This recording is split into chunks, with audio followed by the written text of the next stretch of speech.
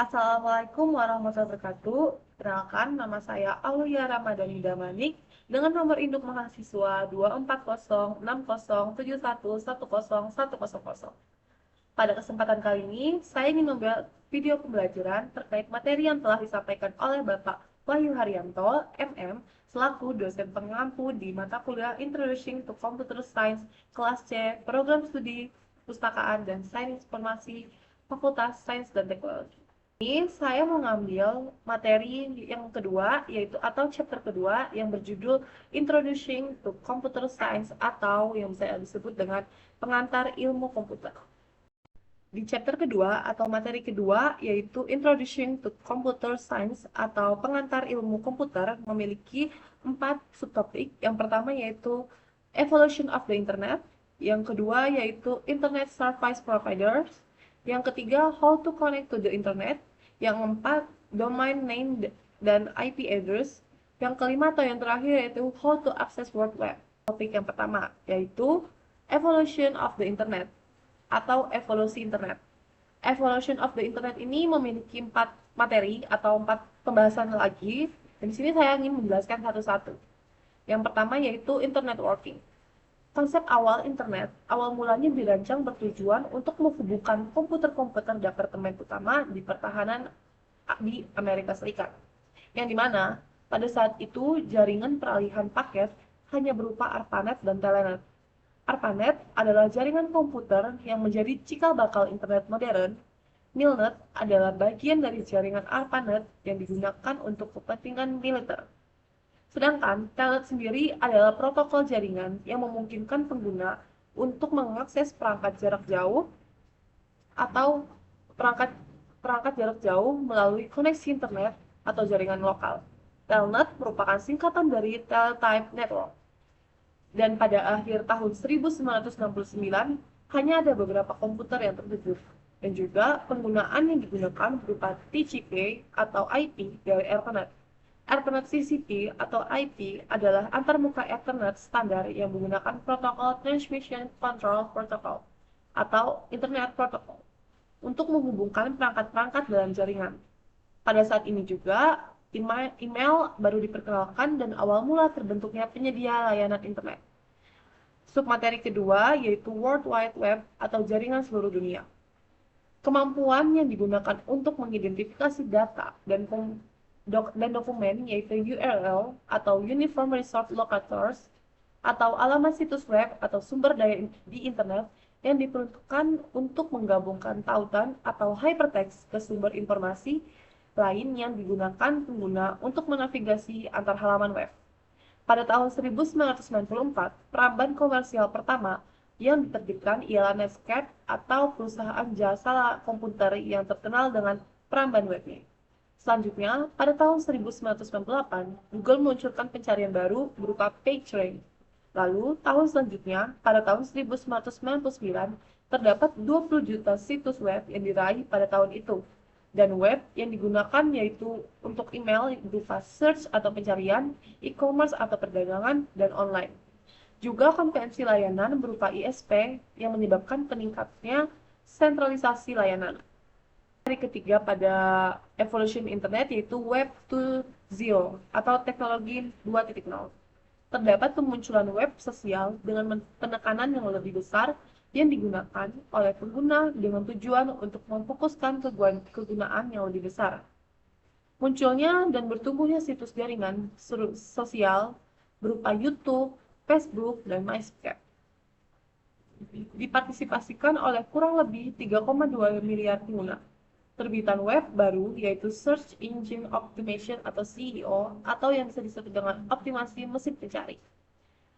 Submateri terakhir yaitu The Decentralized Web, yaitu sebagai jaringan data dan komunikasi terdesentralisasi yang dijalankan pada sumber daya pengguna yang tidak terpakai dan juga penyedia jasa layanan web yang sangat aman dan dapat diskalakan.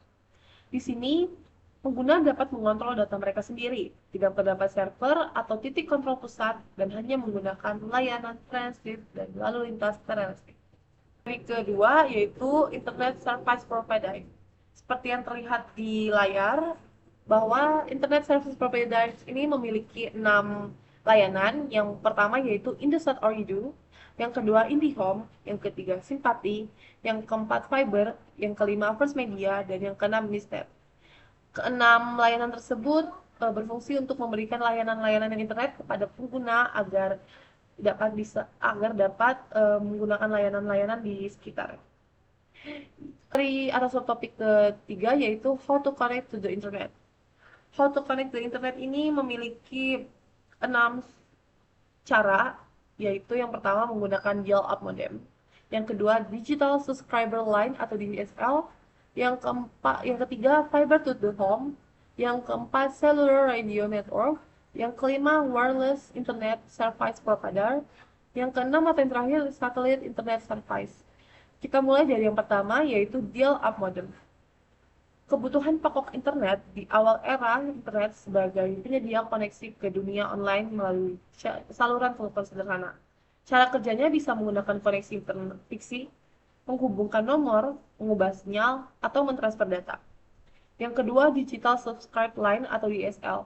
Teknologi ini memungkinkan kita terhubung ke internet menggunakan jalur telepon yang telah ada. DSL ini merupakan koneksi yang lebih cepat dan lebih stabil jaringannya dibanding dengan dial-up.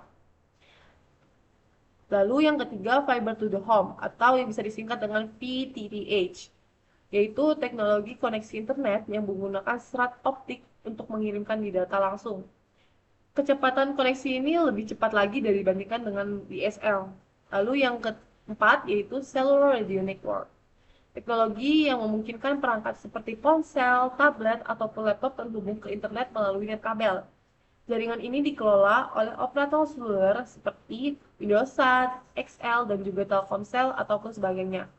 Yang terakhir, yang kelima yaitu wireless internet service provider, yaitu penyedia layanan internet yang menggunakan teknologi nirkabel, contohnya seperti Wi-Fi, yang memberikan akses internet ke pengguna atau pelanggannya yang berlangganan setiap bulan atau yang seperti membayar setiap bulan Wi-Fi tersebut. Lalu yang terakhir atau yang keenam yaitu satellite internet service. Layanan ini merupakan salah satu solusi koneksi internet yang sangat bermanfaat, terutama untuk daerah-daerah yang sangat susah untuk dijangkau dengan jaringan nirkabel ataupun nirkabel konvensional.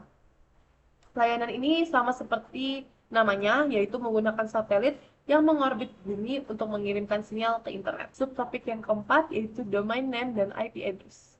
Domain name dan IP address adalah sebuah pasangan yang dinamis. Analoginya seperti jika internet sebagai sebuah kota besar dan setiap rumah di kota tersebut memiliki alamat-alamat yang sangat unik agar kita bisa menemukannya. Jika disambungkan dengan dunia internet, alamat unik rumah-rumah tersebut disebut dengan IP address, sedangkan domain name-nya itu dijulukan sebagai nama jalan di kota itu. Contoh dari IP address ialah seperti 192.268.1.1 atau deretan angka yang panjang dan susah untuk diingat. Sedangkan domain itu lebih mudah diingat atau dijangkau, contohnya seperti link atau website kayak www.google.com. Itu. Lalu yang kelima atau yang terakhir yaitu how to access World Wide atau cara mengakses World Wide Web. Yang pertama yaitu menggunakan Safari. Safari ini hanya bisa diakses oleh pengguna Apple atau iOS.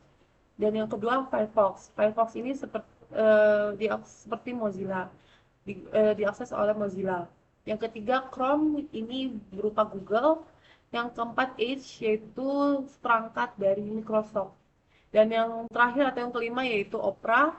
Ini mungkin sudah jarang digunakan di zaman sekarang karena pada zaman sekarang pengguna itu banyak yang menggunakan empat akses yang di atas, yaitu Safari, Firefox, Chrome, dan Edge. Seperti itu. Mungkin itu saja video pembelajaran yang bisa saya sampaikan dari materi kedua, yaitu Introducing to Computer Science. Mohon maaf jika ada salah kata atau salah perbuatan dalam video yang saya buat ini. Saya ucapkan terima kasih banyak kepada semuanya, kepada Pak Wahyu Haryanto MM selaku dosen pengampu, dan kepada teman-teman saya, dan juga kepada seluruh penonton video ini. Sekali lagi saya ucapkan terima kasih. Wassalamualaikum warahmatullahi wabarakatuh.